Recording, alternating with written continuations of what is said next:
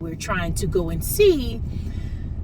But anyways, when I tell you, my heart is so full right now to go to 7 teachers and have 7 teachers tell you they wish that they had a whole school full of your son.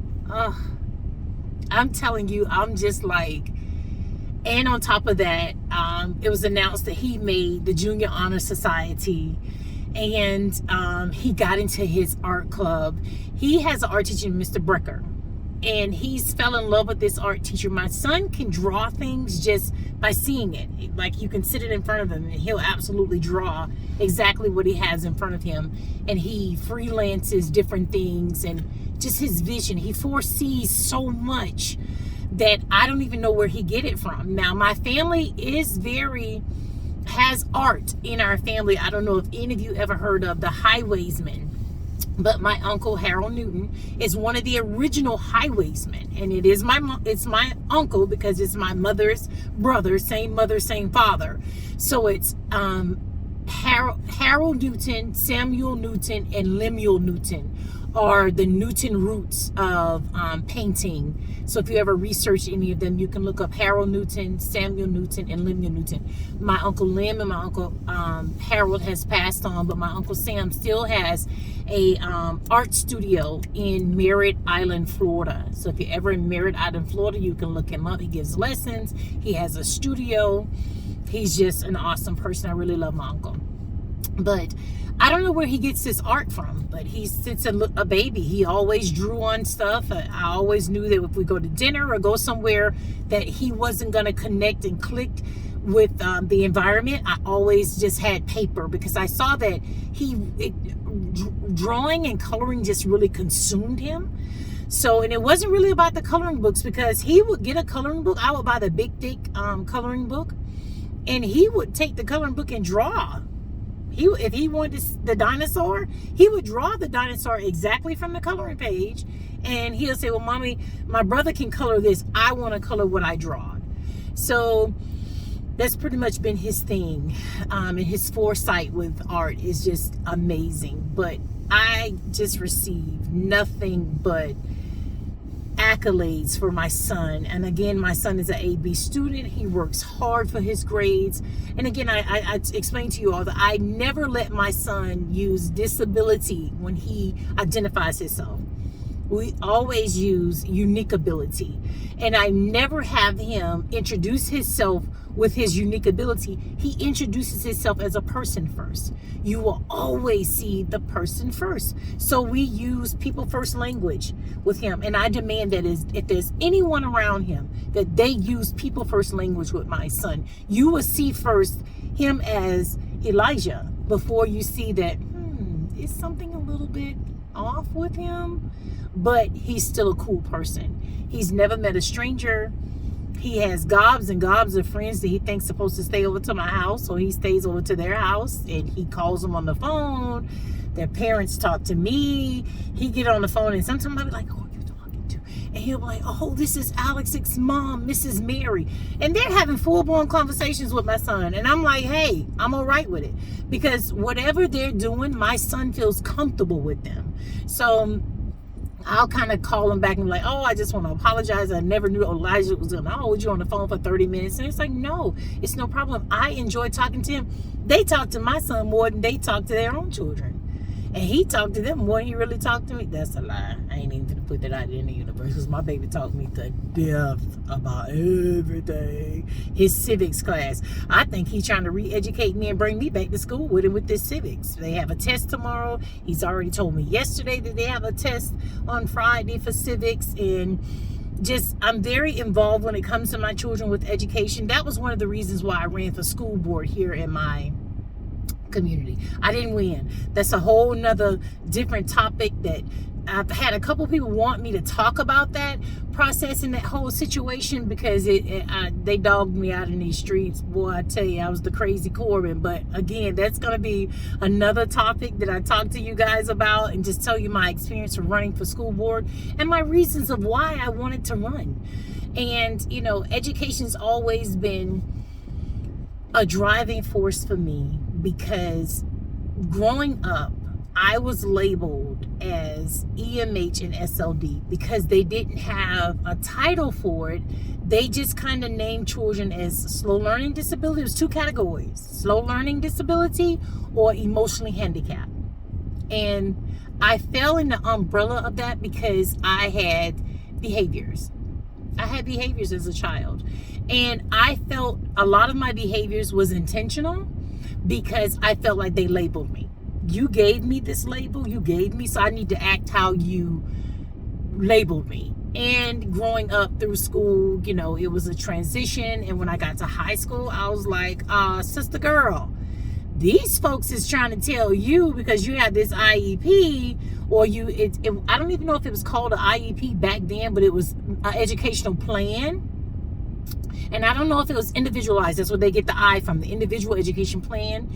I think it was more so that it was just an educational plan. And the pathway that they had for me was I was going to receive a piece of paper that said, you gave us 12 years of school. What? You mean to tell me I done went through school from pre-K to 12th grade, graduating, that it didn't even matter that if I had the 27 credits, that I'm going to graduate with a piece of paper that said, you completed 12 years of school?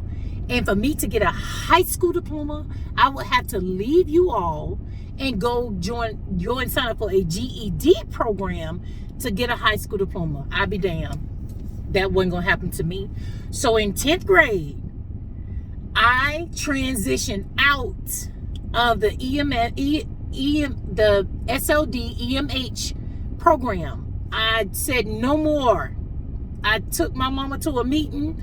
I navigated that meeting. I just told her, just sit down, because you done let these people do this to me for all these years. And now that I understand what's going on, I'm not going to allow them to do that to me. I'm not going to allow them to railroad me like that. So that's what drove my passion for mental health too, later in life.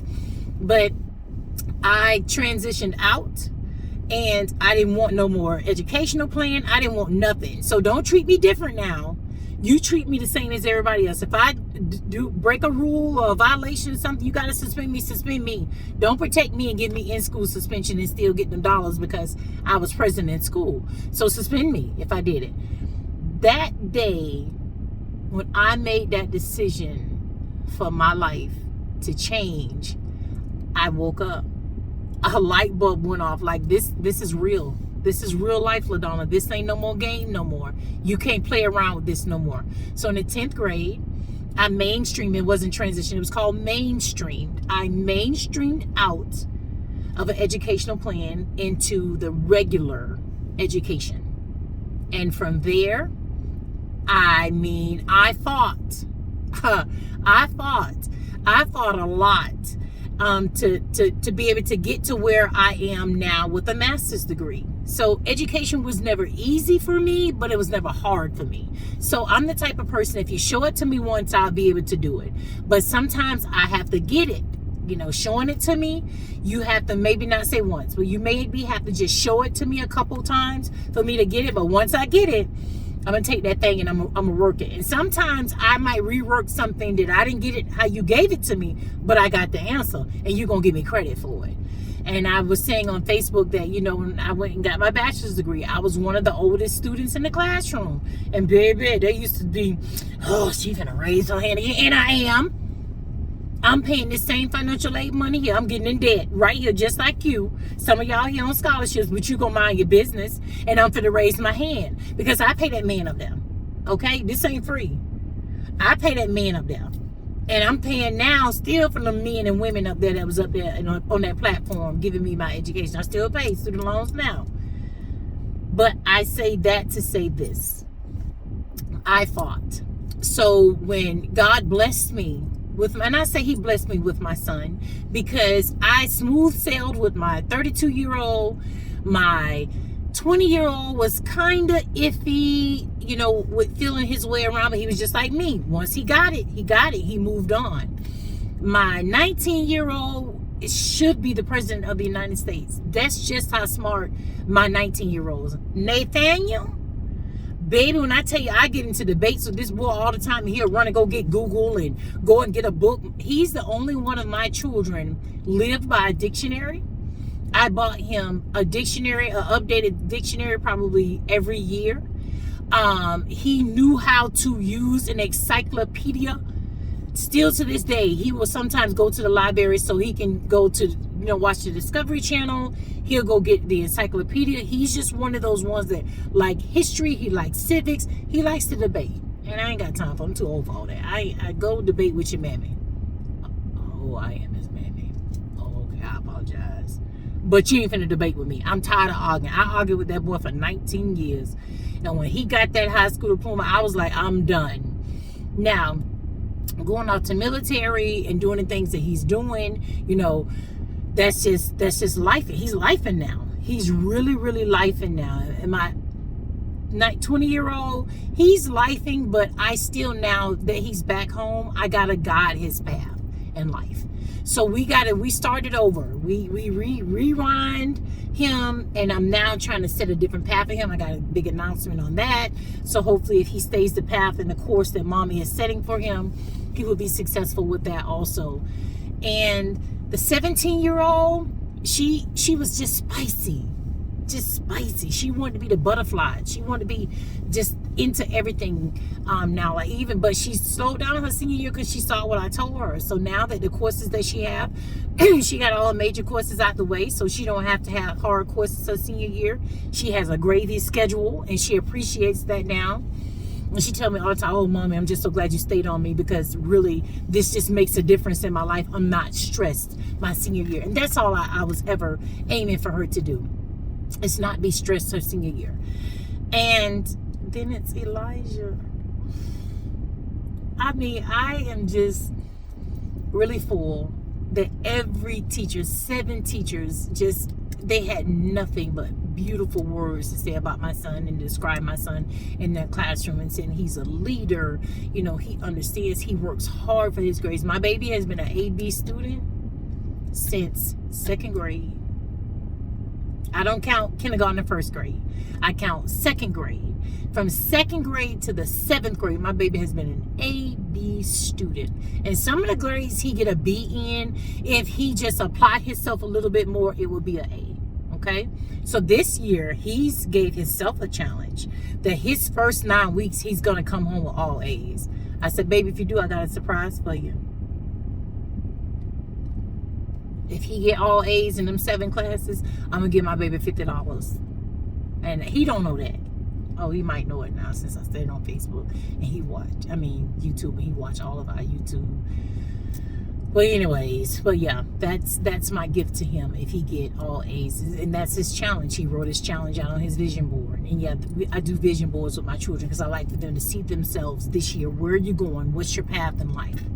But I done spent 13 minutes talking to y'all, and I done ventured off somewhere else, but I'm just in awe. And I'm going to announce to him tonight that he made Junior Honor Society, and they're going to send home the paperwork with him tomorrow. And they was hoping that he was going to be here, but he got on the bus to go to his after school program. Now, we talked about repetition and routine with my son Elijah is very important.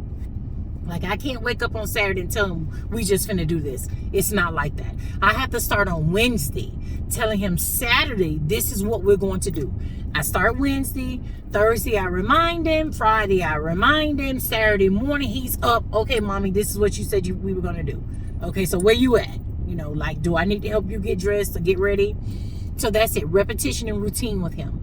So I told him on Wednesday, I text the youth guidance and let them know, don't let him get on that bus. He got on the bus. So I've been to his whole open house without him. And he called me. He's like, mommy, can you just come and pick me up? I was like, no, Bubby, I can't come and get you, because if I come and get you, I'm going to miss this. Because what they did, and I thought it was very unique, the parents went through their children's schedule. They gave us the schedule, the teacher, and the room number. We went to each class for 15 minutes.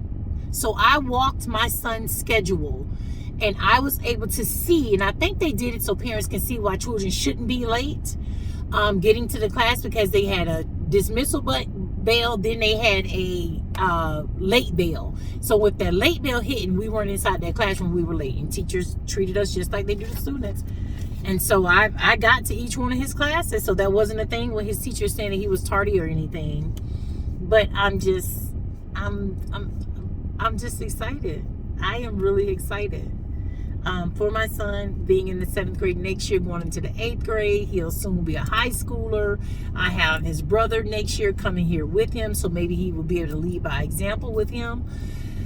But oh my God, I just want to come on here and just tell y'all, I am so in awe with my baby, and to listen to them tell me how amazing my son is. I'm just speechless. I really am. I am really speechless with my son. And I'm just a proud mommy. Y'all gonna let me have my moment. I am a proud mommy. I really am. So thank you guys for joining me and listening to me and just letting me vent to you all and get some things out and tell you a little bit more about me. I kind of sprinkle a little bit here and there about who I am and kind of go from there. So thank you for joining me. The day is over with, and I know you had an awesome day on purpose. So we'll get ready for tomorrow. And today's menu is subs. They want homemade subs. So I'm going to go to Publix, pick up a couple things, and we're going to go home and make homemade subs. So I'll send you guys a picture for it. Okay, so tonight on your menu, homemade subs if you haven't already started your dinner. All right, have a good day. Bye.